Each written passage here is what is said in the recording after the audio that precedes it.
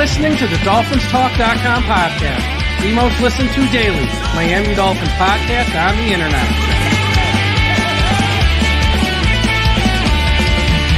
Miami's got the Dolphins, the greatest of all. Come on, Dolphins fans. Time to fins up. We're in the air, we're on the ground, we're always in control. And when you say Miami, you're talking Super Bowl. Cause we're the Miami Dolphins, Miami Dolphins, Miami Dolphins number one. Miami Dolphins, Miami Dolphins, Miami Dolphins number one.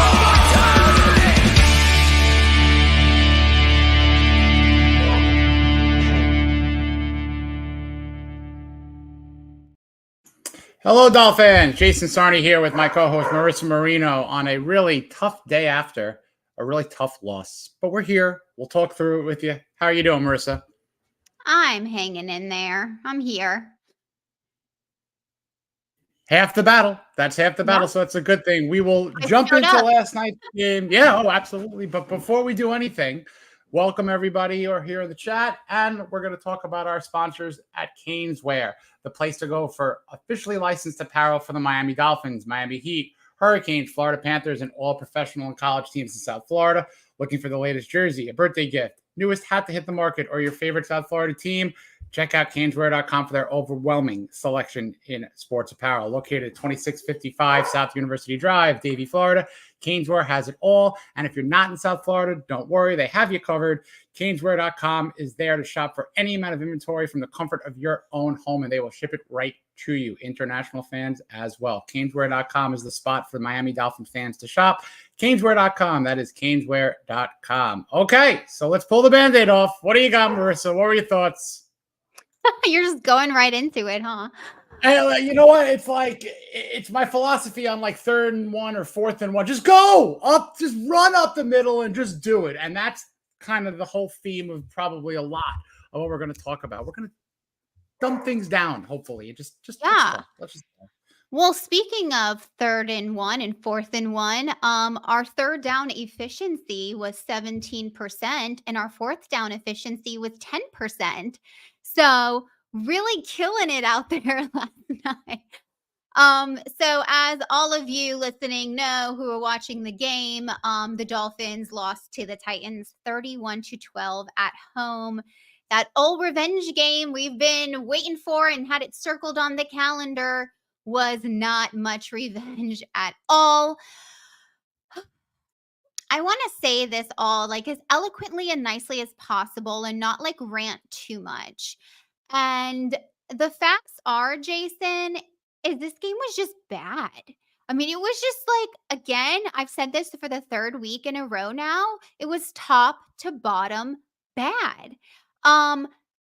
Saving grace, I mean, granted, the defense let Mason Rudolph and the Titans put up 30, but in comparison to how, the time of possession and all of the other factors considered, I still feel like the defense did a decent job in this game. Like I wouldn't, grade them that they did like terrible. So I think there's still like our one little bright spot that under Coach Anthony Weaver, I think they're like continuing to progress and really understand how he operates. And so I'm really grateful for that. Speaking of defense, just to talk about a couple other great things that happened. I mean, Jordan Brooks had a really amazing game. He had 9 tackles, 4 assists, 1 sack. He was incredible. Emmanuel Ogbah, I'm going to keep pushing the fact that I am so glad we brought him back onto the team because he has done nothing every week but show up and be just such a lifeline for this defense. So those would be my little slivers of light that I'm like, it's like a flimsy reed that I'm grasping onto.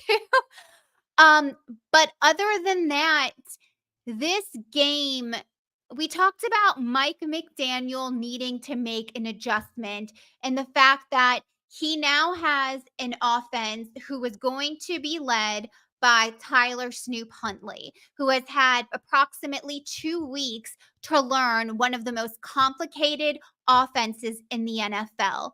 And so it was dumbed down quite a bit to make sure that the concept could be grasped and that he could go in there and know the play calls and understand them and be on the same page with his players.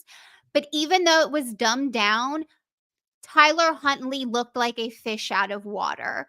I mean, it did not seem like he fully had a grasp on this offense at all. He went 14 of 22 for 96 yards, rushed for 40 yards. So if you add that together, that's 136 yards produced by our quarterback. I said in last week's podcast to temper your expectations because we pulled this man from a practice squad. So did I have low expectations going into it? Yes. Did I think it was going to be as bad as I saw? No. For me, the issue I had with Huntley was just his accuracy, his ability to, he overthrew Tyreek Hill. I didn't know that was possible to overthrow Tyreek Hill, but he did. And it just didn't seem like the offense was at all ready for this game against an 0-3 Titans team, mind you, Jason. I mean, at home in our Hard Rock Stadium, just not good. Mike McDaniel, this game for me showed me so much about who he is. I posted today on Twitter, and I do mean it. I don't believe that Mike McDaniel might be on the right bus, but I don't believe he's in the right seat as far as this team is concerned. I have a lot of concerns about his ability at head coach, along with his ability to call plays. Last night, his choice of play calls was absolutely abysmal. The pass run option to Tyreek Hill, he did it pretty much every drive, and it was unsuccessful every drive. And I have not seen the adjustment out of our head coach that I come to expect from an offensive-minded genius who is in his third year in this system with this Miami Dolphins team. I'm not seeing it. He's undisciplined. False starts galore, offsides. Such an undisciplined football team going into this game. On top of that, challenges. He's 3 for 12 on his challenges. They're ridiculous. I don't know if he's listening to somebody upstairs or he's not listening, like what the issue is there, but it's just absolutely piss poor. I'm trying to think of something that I can say, you know what? Mike McDaniel did this really well this week. Mike McDaniel did this really well last week. And I can't put my finger on what that is. Tyreek Hill had the least amount of yards as a Miami Dolphin with 23 yards. Our top receiver was Waddle with 36 yards. Our whole receiving core had under 100 yards with 98 yards in total. The amount of money we have in wide receivers, and I get it. Tyler Huntley was at QB. I get it. This system, this offense was built for Tua and absolutely Tua only. And that has been made abundantly clear. And what's also been made abundantly clear is that Skylar Thompson, even if he was better, wouldn't have been probably playing in this game. And the 3 years he's been on this team, he has not been developed. So all in all, for me, it was a terrible display. You know that when your highest graded player from PFF is Liam Eichenberg at a 65.1, you have some problems. You really have some problems. And I'll end with this, Jason, before I turn it over. 2 little stats to give you. Since the second to last game of last season, this Miami Dolphins team has averaged 13 points a game. Also, no team has not led in the first 4 games of a season since the Browns in 2017? I don't know what the answer is, Jason. What I know is that Mike McDaniel hasn't found it, and I don't even think he's close. I think it's like finding a needle in a haystack at this point, and it's very concerning going into this Patriots game and these next few games without Tua as our quarterback. Yeah, not good, Jason. Not good. No, things are rotten in Denmark. It's not good at all. Last night's game was hard to watch. There were like a number of games, you can remember. Like I'm reminded of that Dolphins and Pittsburgh Steelers game, but that was an elemental game way back when, where like that punt that just dropped in the dirt. But that was like a weather-based horrific football game. This was a performance horrific football game. The Dolphins have been shut out before in years past, but have played better than I feel like they played last night. And there was no preparation. You referenced the, McDaniel play calling. We've joked about it. We talked serious about it. But to see some of the formations and plays for just getting, we're talking about not just a yard. Let's put it into this simple term. 3 feet. The shortest, the easiest way to get from point A to point B is just a straight line, which means if you have a tailback, a halfback, I don't care what the hell you call it, fullback, whatever, behind the quarterback should simply turn around, hand him the ball, and that couple of feet of momentum forward should be enough to propel him 3 feet of positive movement. And they've gone so far away from that. It's almost like there's either a fear to do it or an admission of they can't, or both, which is horrifically scary as we enter the month of Halloween. This has been a really tough, and you mentioned the bus, and I like that, analogy, because, whoever is on the bus, that's great. Who bought the bus? What the hell's wrong with the bus? The steering wheel's faulty. The brake pads don't work. The gas mileage horrific. I'm already refilling. Not a Greyhound, Jason. It's No, it's not. I mean, if you're going to get a bus, give me like a Madden Cruiser. But we don't have that. We have the bus from Major League where, an owner wanted them to lose every single game. It's old. It's faulty. There's a lot of metaphors. There's a lot of analogies that we could have like therapeutic fun with, but it's bad. I mean, it's bad to the point where we all thought, or a lot of us thought, that this was going to kind of work. And when I say this, the rebuild is over. It failed. So whatever happened from here on in is kind of anything that could phoenix up from the ashes with this, but the rebuild failed. I'm looking at a Houston Texan team with Laramie Tunsil, a new quarterback, 3 wide receivers, and a playoff win.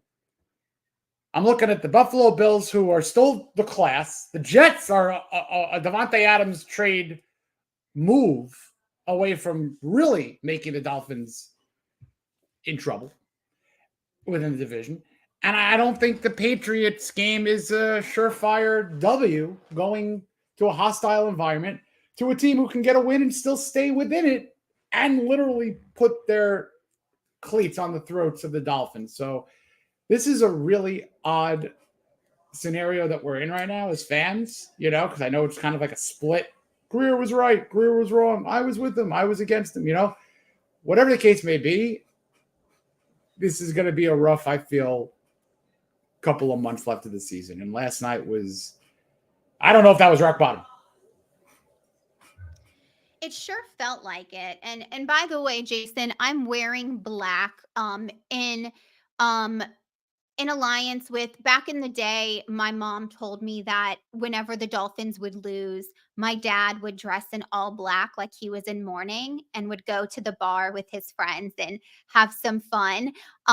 Yeah, you're wearing it too. I don't know if you did it intentionally, but I think your brains and emotion just knew black was the right color. Real quick, I hate to. What I did not want to do was throw on the usual, or you know what I mean? It's like, so yeah, I'm in that mindset. Yeah. So, I mean, overall, I mean, like we said, top to bottom, not good. Jaylen Phillips, we saw leave the game with the knee injury. And that's when you are already down on your luck with your team. That's the last thing you want to see is one of your star players who just came, got his way back to the team to have to go to the locker room. So that was hard to see. But someone just asked in the chat, and Anthony, thank you. The question he says is, where do we go from here? And that is a great question, because this team, you would think that you would learn from other teams' mistakes. And I can't help but think about the Jets last year.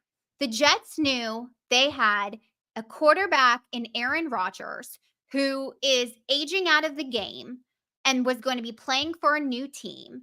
And their backup situation was Zach Wilson, who they know wasn't great. He wasn't a great second option for a player who you knew might potentially be out of the season if he got injured.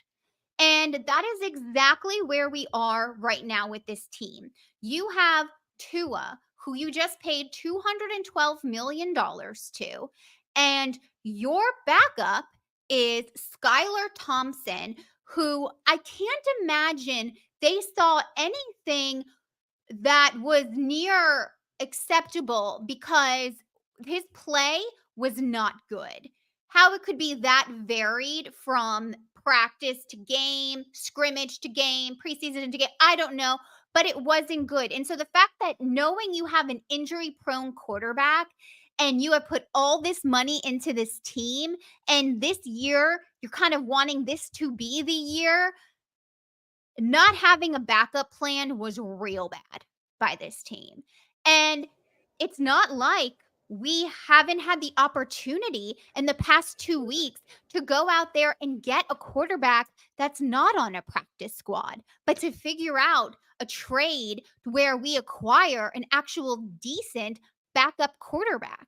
And now we're at the point where other quarterbacks are getting injured. And so people are probably not as likely to give up the people that they do have. And so what's maddening about this is I don't know where we go from here, because it is so apparent that this, and we've talked about it, but this O-line, this team is for Tua. That is what it is built for, and that is it. And I can't, Tyler Huntley going into the Patriots next week, I'm sorry, but I have zero faith that anything good is going to come out of that game. And it's not because I'm trying to SHIT all over Tyler Huntley, but the facts be the facts, and them be the facts, Jason. I don't know where we go. I was hoping that we could squeak out a win or two before Tua comes back. If Tua comes back, I don't know. From what I saw against the Titans, I don't see us doing that against the Patriots. I just don't. I don't see us doing that against who are we playing the week after that? Bo Nix? I don't. And that's sad. That's a sad statement. Colts. I think we got the Colts. I think we're on the Colts, or a bye week, then the Colts. But then it's not easy sledding. From the bye week on, it's not easy sledding. And, Anthony, I wish I could answer the question. I wish I could attempt to answer the question of where we go from here. I don't have as many answers as I have questions, and retrospective hindsight is 2020, and kind of slapping myself for believing that this could work, this whole process. But you look at draft picks, and, I there's no reason for guys to be selected and not activated the first month of the season in my mind. Why? Why does this keep on happening? Why are third-round picks not being developed properly or seeing the field properly? And this goes back to your Eric as your comments, to third, fourth-round picks, day 3 picks, It goes back to, Channing Tindall's out there. Malik Washington, we just see get activated. We don't see him returning kicks. I think I saw Grant Dubois returning a kick, or at least back there, and you see one catch for Washington. But I don't know if it's a him thing, it's a them thing, it's an overall thing. But, Muhammad Kamara's not activated yet. Chop Robinson's not doing much. Patrick Paul did well, so that's fine. Can we go back to Chop Robinson? Absolutely, because I'm not ready to give up on him yet at all. Because I know he is, but was that the right pick? Maybe, maybe not. But what wasn't the pick was several immediate impact interior linemen. And any one of 3 or 4 or 5 could have been picked at that 21 slot. And I think would have caused celebration, would have caused, I think, happiness for the admission of, okay, you know what? We joked around about the offensive line, but we need one. We got this guy from Duke. We got this guy from Oregon. We got this, you know what I mean? I'm not going to name the names. We all know them. But I think the first round was a miss because right now you had to get a guy who was going to get sacked, right? Well, it hasn't happened. Has his pressure rate been okay? Okay, sure. Yeah. Can he be effective against the run? Absolutely not from what I've seen. Is it a liability against the run? Yeah. So he's a 1-down guy at the moment. Everyone knows why he's on the field, and I think you needed a 4-down guy, a 3-down guy. You know what I mean? If you're going to be a 4th and 1, we're going to go for it every time on 3rd and 1, 4th and 1. How do you not get multiple linemen in a draft to help you move a pile? So my question is, what the hell were you thinking? Also, I'll give you another thing. If going back to, and I'm sorry to go on my little rant here, because this is now falling in the administration. I love how you dissect the game. I'm going to dissect the office moves. I'm going to dissect the administrative wing. And I'm going to go back to what I feel is the Waterloo of drafts now. Okay? It was 2020. Now, the Tua fans, don't go crazy on me. I'm not saying he's a failure, but they netted 11 picks after all the trading. Remember, they brought in Matt Breida, but they traded the pick to bring in that running back. So they got 12 players from that process, and they netted 11 picks. 2 of them played last night. One of them was a long snapper. The other one is the only re-signed person other than Tua in that class in Austin Jackson. Day 3 was a mess. There was nobody that retained. There were misses from a month after the draft. Curtis Weaver, guys a couple of weeks in, Jason Strobridge. If you're going to draft a quarterback, don't draft Malcolm Perry, who was really a wide receiver gadget quarterback. Draft Tua's backup. Do the Washington Redskins play from way back when, because you know how silly that was then, but how brilliant it is now. They drafted Robert Griffin III and Kirk Cousins in the same draft. And Robert Griffin III was phenomenal, but then his play style got, him hurt. And then Kirk Cousins is one of the wealthiest quarterbacks ever played the game. But they had the foresight of backing that investment up. My point is the Dolphins didn't do an adequate job of drafting around and backing up Tua, literally, creating more of a, if you're going to draft a 3rd first-round pick, in a draft where you're drafting a quarterback and you already got a lineman, why are you going to go with a cornerback who's a developmental 19-year-old, 20-year-old kid, youngest player in the league at the time, I believe, in Noah Igbenogany when he was drafted? He was the youngest guy. Get a wide receiver. Get a running back. It was an egregious fail letting go Robert Hunt and Brandon Jones and Raekwon Davis, because those are the guys that were good picks in that draft class. So while you're not keeping guys home and building on these foundations, you can't be pulling out bricks and cornerstones when other little veteran pieces are being brought in. I just question the entire run and the entire building. What the hell were they thinking? What were they thinking? Yeah. I don't know. I agree. Evan Posner, one of our faves, says time for Ross to repent his sins. Oh, boy. I don't know about that, man. I don't know if that's getting unearthed. I don't know, man.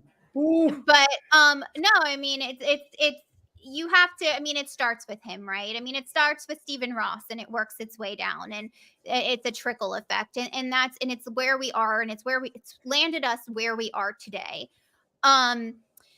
It's frustrating. Oh, Evan. Oh, time left, Evan. I'm still ready to roll. You are being too nice. Yeah. Well, Don't worry. So, I think it is I think it's great that I've had 24 hours to say a little kumbaya because last night wasn't pretty. I was a thumb warrior on my phone, just like typing I away all my saw all my you grievances. did you did fine.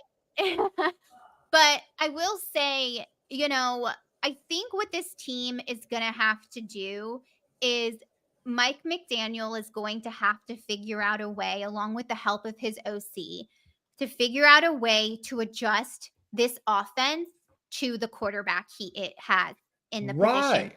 at that time. You cannot run plays. And you know what? It was interesting to me. We tried to go for 4th and 1. Like I said, our 4th down conversion rate was 10%. We were 4th in inches, basically. And you now have a guy who is mobile, who can pick up yards. And I was thinking maybe like a designed QB sneak because, that's possible with Huntley. Maybe it's not something you think of or you draw up with Tua, but maybe it's something you do with him. But instead, it's like, no, like we talked about, let's throw it over this way to get it back this way. I mean, he has got to play to the bag that he's in. And I think if or not we, because it's not me, but if he continues to play on the strengths of Tua, I mean, these next few games are going to be really, really rough. And I think that's where my biggest concern lies is if we as fans can see that and can see the problems and the writing on the wall, what is stopping Mike McDaniel from making those adjustments? And that's a serious question, like not rhetorical. Like, why are the adjustments not being made? And when he's asked in press conferences, it sounds like Charlie Brown school teacher, like I don't understand it. It's like you have to like inspect his words and piece them together to figure out what he's trying to say. And in the end, it just is a load of BS. So, I mean, Jason, why do you think there's just not been adjustments with Tua not at center, snapping the ball to him? It's funny because like the broadcast, I've had this note. I've wanted to get this out. I just did not have the right info, but now it's perfect. The broadcasters yesterday said there's probably 5 guys in the NFL that could run McDaniel's system, if that. And one of them's Tua, and the other one's playing in San Francisco. The other one played in San Francisco. You know what I'm saying? There's a very, very finite amount of people who could come in and say, yeah, I got this. I know what to do. I know where people are supposed to be. I know what to get the ball out. I know the first, second, third read. If Grier was that good, there would have been a move immediately. Not necessarily for, Ryan Tannehill. Jimmy Garoppolo would have been someone who just knows the system. He would have been ready to roll for the Patriots, I believe. Wouldn't that be fun? Yeah. Wouldn't that have been fun?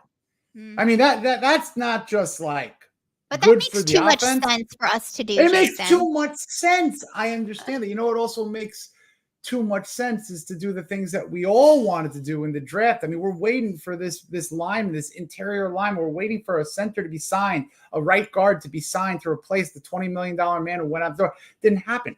And again, we're waiting for 3rd and 1, 4th and 1 for McDaniel to have these adjustments. And what I'm seeing is, 2 halfbacks split, and he's handing the ball off, but he's creating more of body movement and leg movement to move forward.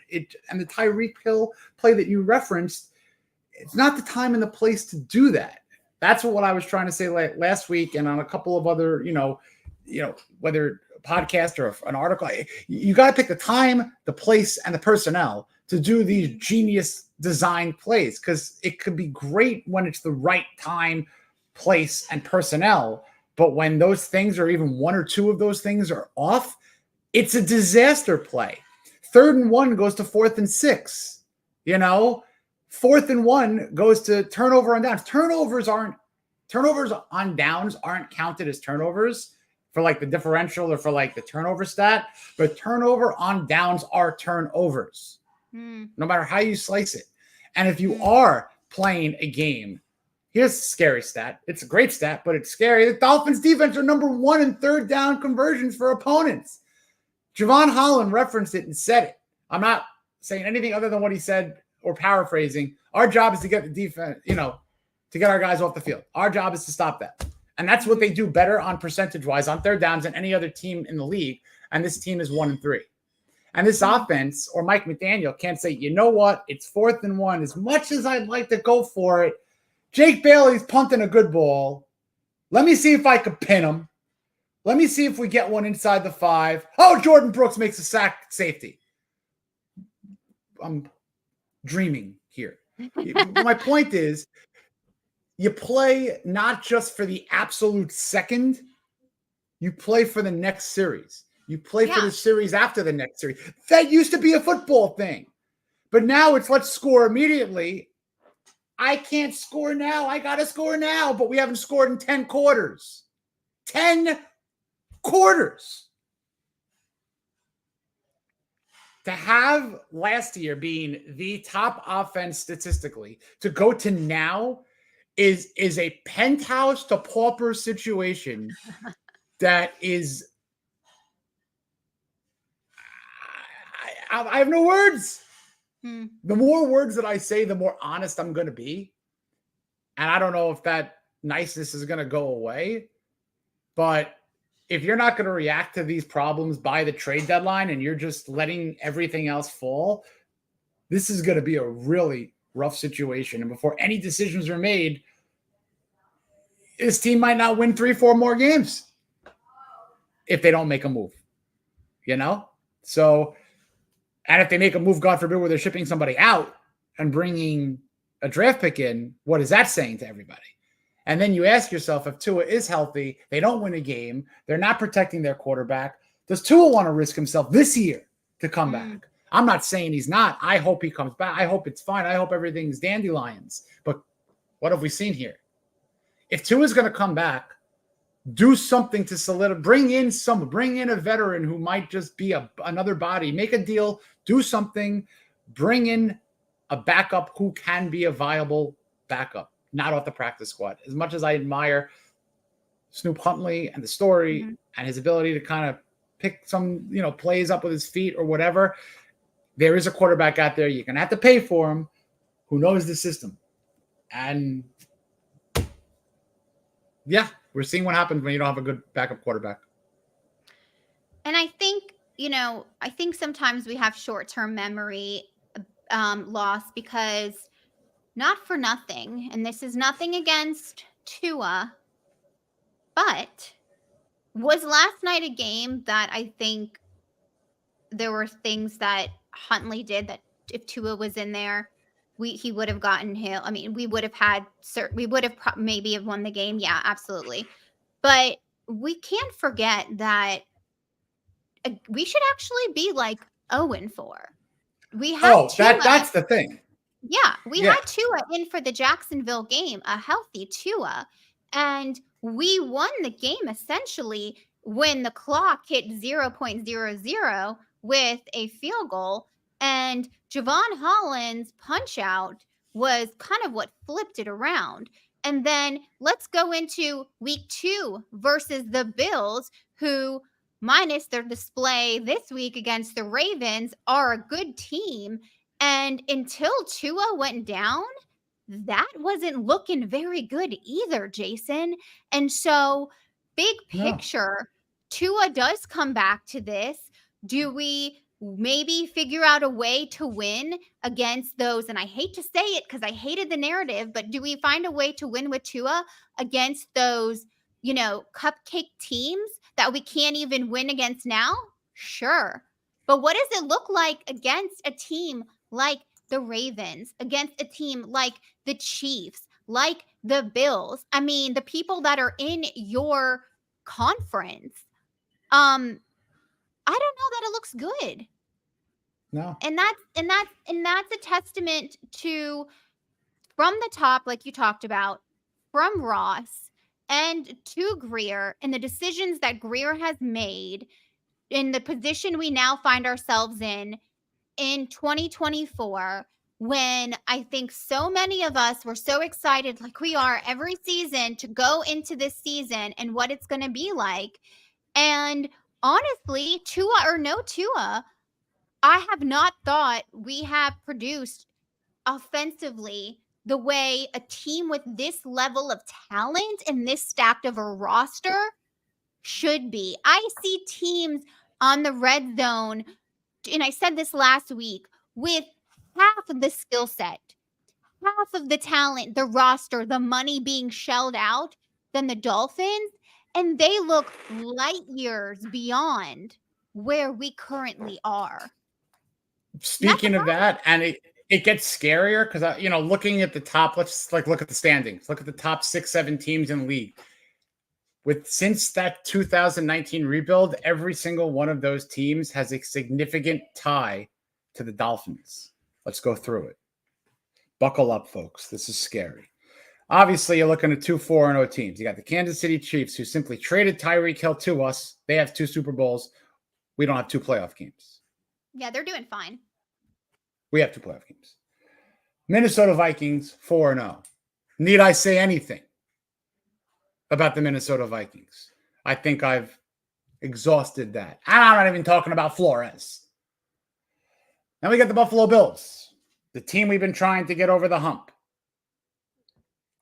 Then you got the Detroit Lions. Talk about different mentality with Dan Campbell, right? Talk about hitting on your draft picks. Their draft last year was what our 2020 should have been. You know what they drafted? They drafted an NFC championship contender last year.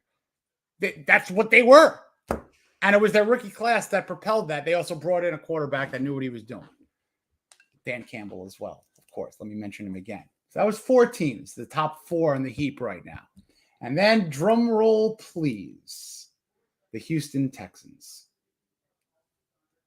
To say now that the Houston Texans still have Laramie Tunsil, who, by the way, was not a Pro Bowler with the Miami Dolphins, ever.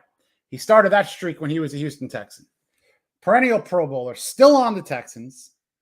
They got their quarterback of the future, who's one of the best in the league.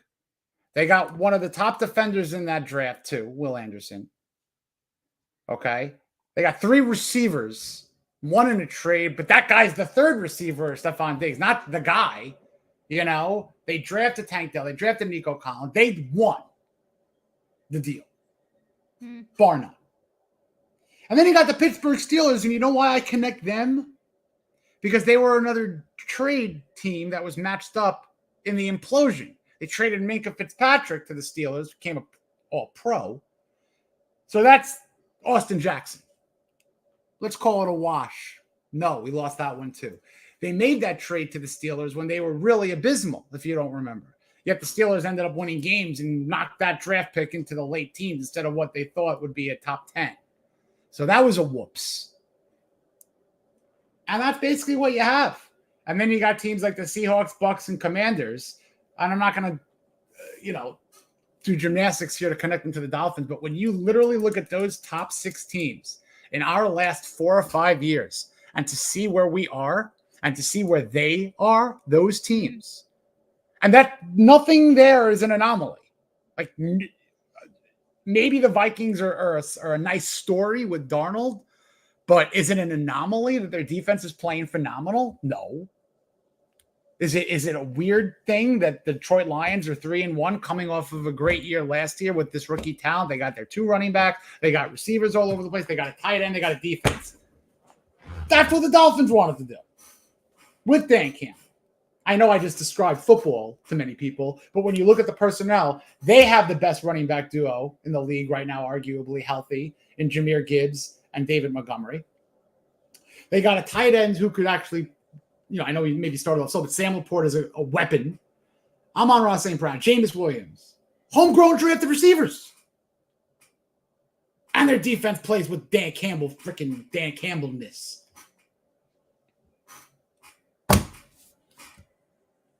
If you're looking at your competition, and I'm looking at the decision makers at the team that we're all rooting for and investing our time and energy in, and I'm saying, what's this team and regime not doing that everyone else seems to be doing that's consistent? Another example, and here I go on another administrative rant. And I know this is an extremely different franchise because it was basically a family. One of the best franchises in the world are the Pittsburgh Steelers. I'm going to take you back on a trip when they hired Mike Tomlin. You know, it wasn't like they were giving Tomlin the keys and saying, pick your own staff, grow your own tree. No, they promoted Bruce Arians. They kept Dick LeBeau. Bruce Arians and Dick LeBeau with young kid Mike Tomlin. Next year, still intact, win a Super Bowl.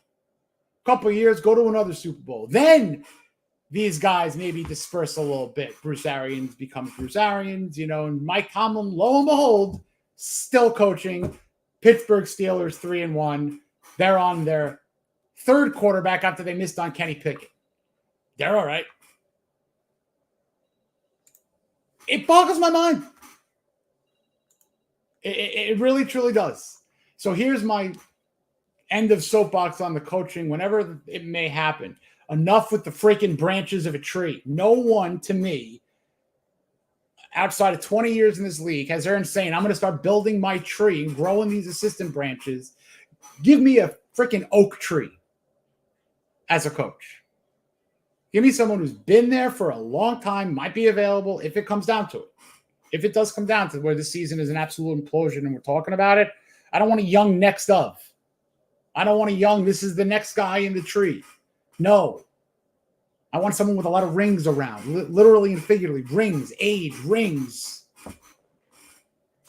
Or if you're going to go with the next genius, flood it with so much veteran coaching.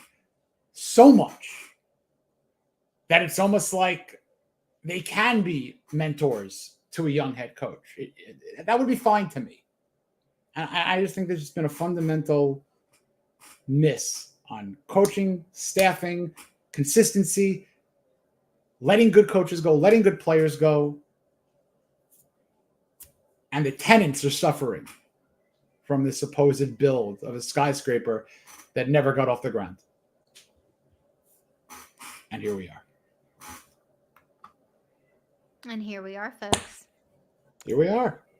So this is where we are. Couple of little nuggets to give you all of what we've got down the pipeline, what came out of Miami Dolphins press conference today.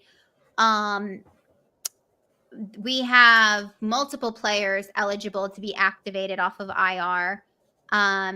And they have chosen, Mike McDaniel has said the two that will be activated this week, which is Cam Smith and OBJ. So they will officially be starting practice. A couple other notes that were talked about: Kendall Fuller and Armstead are progressing, and hopefully they will be out of concussion protocol in a few days and can start gearing up and vamping up for the rest of the season. Jaylen Phillips, we talked about him. He had a knee injury yesterday. He's officially out. Too quick of a turnaround for the Patriots game, so he will not be playing in that game. And that is going to be one where they monitor the situation. They're not sure how many games he will be out for. If he is out for multiples, no quite, answers on that. And if you're just joining us, we did announce that officially Mike McDaniel said that Tyler Snoop Huntley will be the starting quarterback for the Dolphins for the Patriots on Sunday against the Pats. So that is where we are at. And I feel like we could beat this over the head a million different ways. I think everyone listening, anyone with two sets, not two sets, anybody with one set of eyes knows that this is going to get interesting if it's not already interesting. I think, someone said, are you going to be watching the Dolphins game on Sunday against the Patriots? And I said, beyond the fact that I have a podcast to do, of course I am. I am a glutton for punishment. I am a Miami Dolphin fan, and I will have my shirt and have my butt on my couch ready to be hurt all over again, hoping for the best, knowing that it won't be, because that is what I have been doing year after year after year. We talk about the definition of insanity. Being a Miami Dolphins fan is one of them. So Jason, I don't know that I have much more to say about this game because I think the rest is the proof is in the pudding, and I need to see what happens because Mike McDaniel, I mean, Adam Beasley asked him in the press conference, like, what do you do knowing that some of your fans, they're ready to jump ship, you know? And they want butts in stadiums, and I'm sure that they don't want Tennessee Titan games going for $40 a ticket. So I'm curious to see what happens this week and next week and the week after that. There's a lot that's going to be told here, and yeah, I'm ready to see it. I would love to see it. I mean, I would absolutely love to see it. A simplification, a dumbing down of the offense. A stop with trying to force Huntley to do what Tua can do. You can't do what Tua can do in this offense. So I don't know if it's getting Jeff Wilson more involved. I don't know if it's getting the proper play calling in the right timing with a Jaylen Wright. I love the effort of Achane. I do. But you're sending a guy through the A and the B gaps. That's the middle, and this kid's going to get hurt. Get him outside the hash marks. Get him in receiving more like the first 2 weeks where if you're not going to get hit, just get out of bounds after you cross the sticks. You know, I saw 2 or 3 tackles where he got in between one of those inner gaps and just got swung around like a rag doll. And thank God helmet didn't hit a knee. You know what I'm saying? Football, I get it, but like he's not a guy you want 10 times up the middle. Jaylen Wright, I'll be fine with that, okay? But for a guy like Devon Achane, misusage can lead to injury at this point. You know what I'm saying? So I really hope that there is a better usage. If you're going to put, let's say, a Jeff Wilson in with an Alec Ingold and a power I formation on 3rd and 1, everyone knows they're going to do it with Snoop Huntley. So you know what you do? You sell it.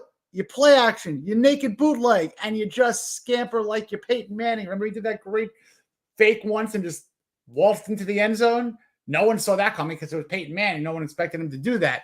But even any defense against Mike McDaniel right now will expect a run up the middle or a stupidly designed play that they don't even have to work for.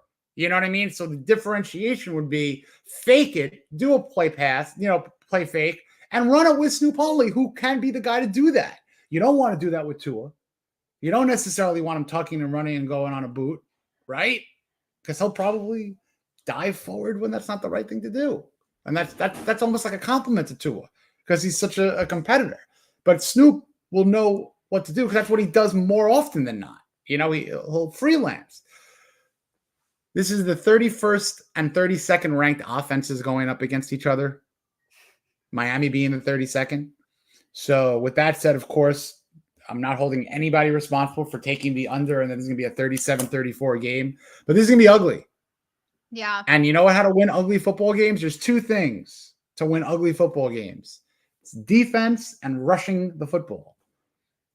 And this offense isn't pretty anymore. So if those 2 things can't work in harmony, they're going to come home with a loss. It's as simple as that. They are going to come home with a loss if they do not play effective defense whilst running the ball effectively. By the way, Joe Castillo, he actually, I ran a contest on Twitter and I asked people to list how many yards they thought rushing Tyler Huntley would have in his first game. And he had 40, and Joe got the nail on the head and guessed 40. And so he won some really awesome Miami Dolphins coasters that got sent out to him that he'll have on Friday. So good job. I've been trying to do some giveaways every few weeks on my Twitter so that we can just, have a little bit of fun, and we need something exciting to do. But yeah, Jason, and just to kind of wrap up there too, I mean, Devon Achane had 15 yards yesterday, and it is because of the way, the way we were running the ball. And that, I mean, how many times does something have to not work before you tell yourself, no, that just doesn't work, and we're gonna do something different? Like, I just don't know. It's not rocket science here. It's really not.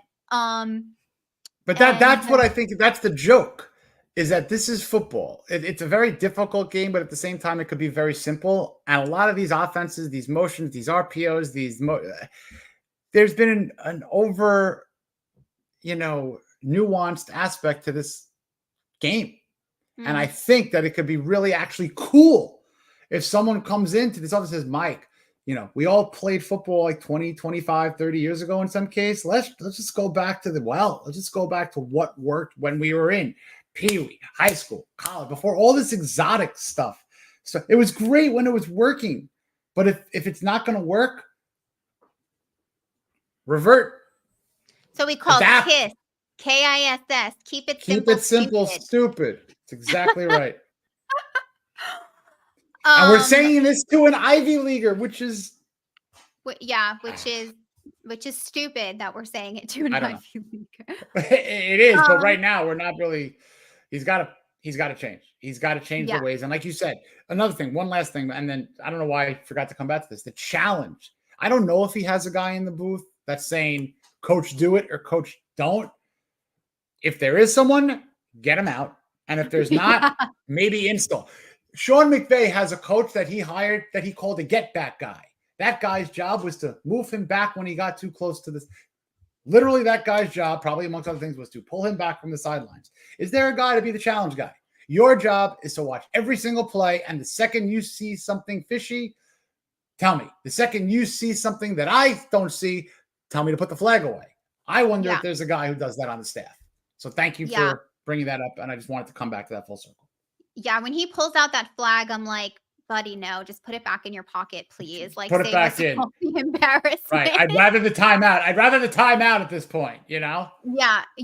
Oh, goodness. By the way, Jason, do we understand this new onside kick? No. No. No. I mean, I was like, wait, what is happening?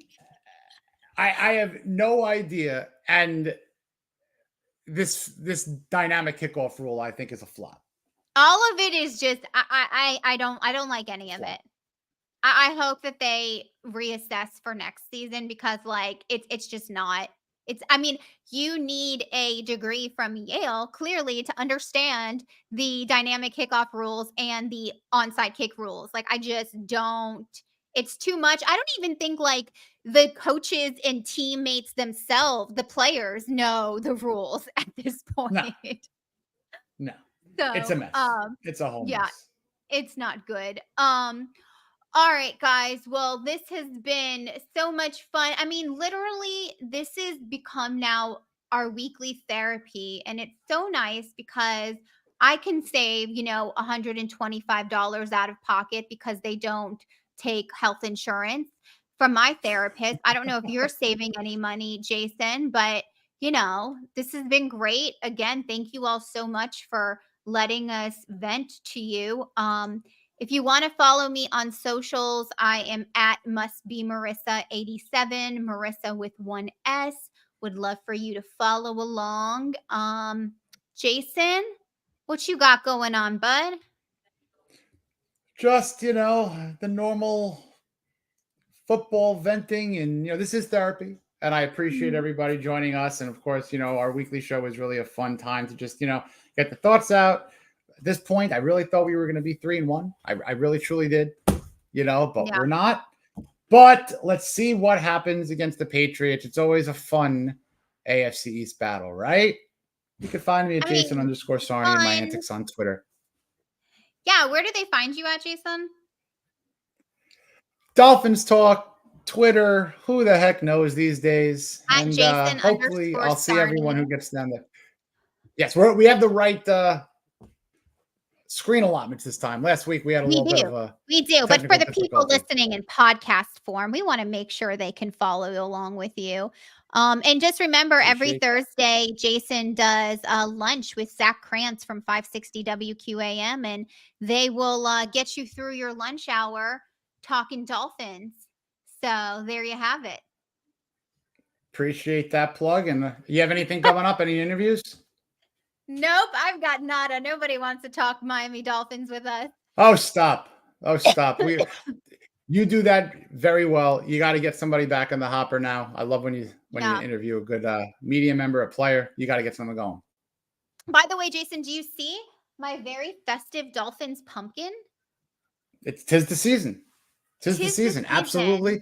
Yeah. My son loves the pumpkins. I got to get one. I am so festive with my one pumpkin. Like, the season is upon us. So there we go. All right, guys. Well, on behalf of Jason and happy Halloween month to everyone. Yeah, go watch some scary movies. They can't be any scarier than the Dolphins game. So have some fun.